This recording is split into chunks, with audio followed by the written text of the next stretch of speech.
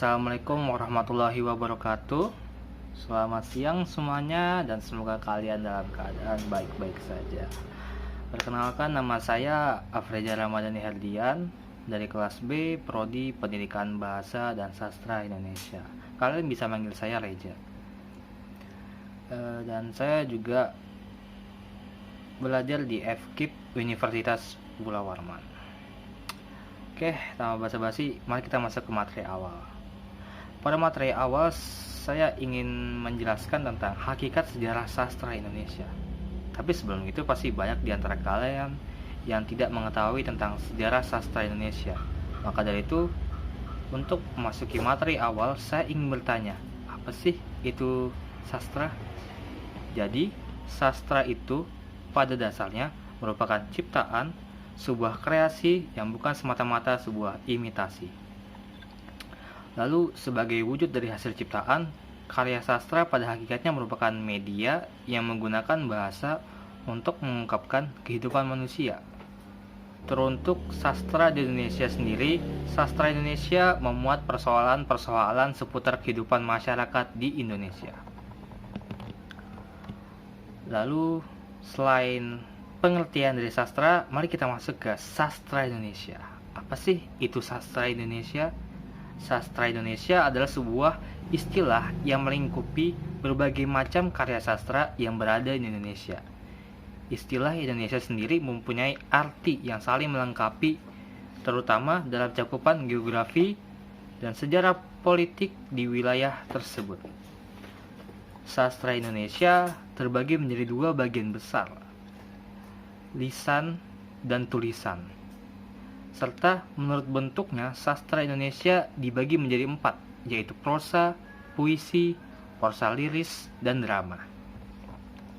Dan selain sastra Indonesia, terdapat juga sastra Nusantara. Sastra Nusantara itu berasal dari kata Nusantara yang berarti istilah yang dipakai untuk menggambarkan wilayah kepulauan yang membentang dari Sumatera sampai Papua, yang sekarang sebagian besar merupakan wilayah negara Indonesia. Bahasa Nusantara dan sastra merupakan unsur yang integral dari kebudayaan, khususnya kebudayaan ekspresif. Kebudayaan Nusantara memiliki ciri khas kenusantaraannya, yaitu Bhinneka Tunggal Ika. Sastra Nusantara termasuk sebagai karya sastra yang ditulis dalam bahasa daerah Jawa, Sunda, Batak, Padang, Aceh, Melayu, dan lain sebagainya yang ada di seluruh Nusantara. Serta sastra Nusantara terbagi menjadi dua bagian, yaitu sastra kiasan dan sastra tulis.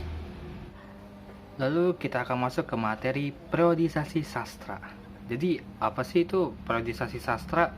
Jadi, periodisasi sastra adalah pembabakan waktu terhadap perkembangan sastra yang ditandai dengan ciri-ciri tertentu. Akan tetapi, hingga saat ini belum ada kesepakatan mengenai awal kemunculan sastra Indonesia. Pembabakan atau periodisasi sastra disusun oleh para ahli sastra menurut pandangan mereka masing-masing. Dan dari pandangan mereka masing-masing, mereka memiliki kesamaan terhadap dasar argumen yang kuat tentang periodisasi sastra tersebut. Salah satu ahli sastra Indonesia, yaitu Adjib Rosidi, membagi periodisasi sastra dalam dua kelompok besar, yakni pada masa kelahiran dan masa penjadian, yaitu pada 1900 sampai 1954. Dan pada masa perkembangan, pada tahun 1945 sampai 1969. Lalu, pada perkembangan sastra pada abad ke-19, memiliki hasil sastra berbahasa Melayu yang tidak hanya ditulis oleh orang-orang yang berasal dari Kepulauan Riau dan Sumatera saja. Maka dari itu, bahasa yang dipergunakan pada karya sastra tersebut sulit disebut sebagai bahasa Melayu yang murni. Bahasa yang dipergunakan pada para pengarang tersebut adalah bahasa Melayu yang rendah atau bahasa pasar, dan bukanlah menggunakan bahasa Melayu yang tinggi. Selain terus berkembangnya sastra yang tidak hanya menggunakan bahasa Melayu yang tinggi, hasil sastra Melayu yang ditulis dalam bahasa Melayu yang tinggi juga memiliki karya sastra yang bukan main banyaknya. Sekian dari saya. Apabila ada kata-kata yang kurang berkenan di hati, sekian dari saya. Mohon maaf apabila ada kata-kata yang kurang berkenan. Saya akhiri. Wassalamualaikum warahmatullahi wabarakatuh. Tetap semangat ya guys. Bye.